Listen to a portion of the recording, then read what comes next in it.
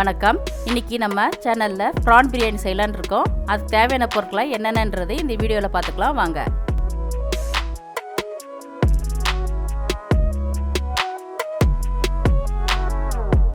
குக்கரில் நம்ம 4 ஸ்பூன் எண்ணெய் ஊற்றிருக்கோம். எண்ணெய் நல்லா காஞ்ச உடனே நம்ம எடுத்து வச்சிருக்க கரம் மசாலா போட்டுக்குங்க. போட்டு நல்லா பொரிஞ்ச உடனே நம்ம கீறி வச்ச பச்சை மிளகாவும் போட்டுட்டு நல்லா பொரிஞ்ச உடனே இந்த ஒரு வெங்காயம் நறுக்கி இருக்கோம், அதையும் போட்டு நல்லா வதக்கிக்குங்க.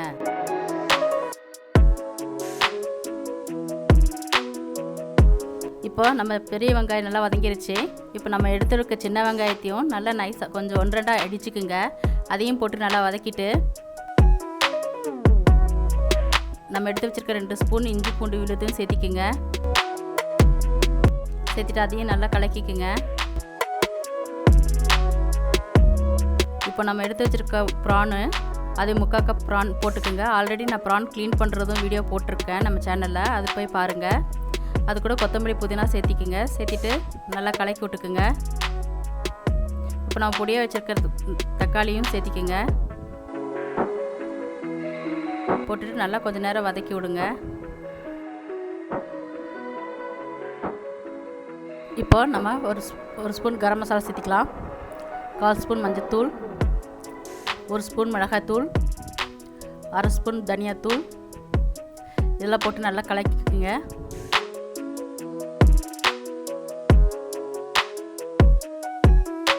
இப்போ நல்லா கலக்கின உடனே நம்ம காஷ்மீர் சில்லி பவுடர் இருக்குது, அது 1 ஸ்பூன் போட்டுக்குங்க. போட்டு நல்லா வதக்கி விட்டுக்குங்க.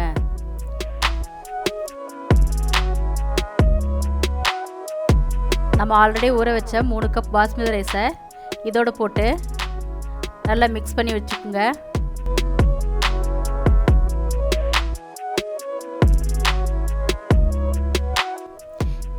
இதுக்கு தேவையான அளவு 5 கப் தண்ணி சேர்த்திக்கலாம். சேர்த்தி இதுக்கு தேவையான அளவு உப்பு போட்டுக்குங்க. போட்டு நல்லா மிக்ஸ் பண்ணி விட்டுக்குங்க.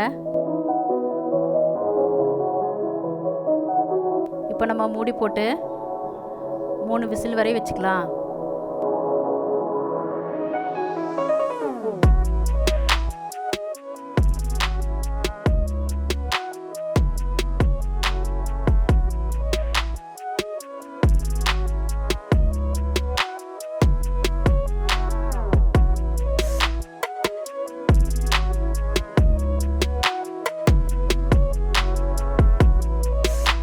பாருங்கள், ப்ரான் பிரியாணி ரெடி ஆயிடுச்சு.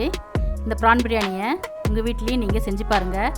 செஞ்சு பார்த்துட்டு உங்களுக்கு பிடிச்சிருந்தா உங்கள் ஃபீட்பேக்ஸை எங்கள் கமெண்ட் செக்ஷனில் ஷேர் பண்ணுங்கள்.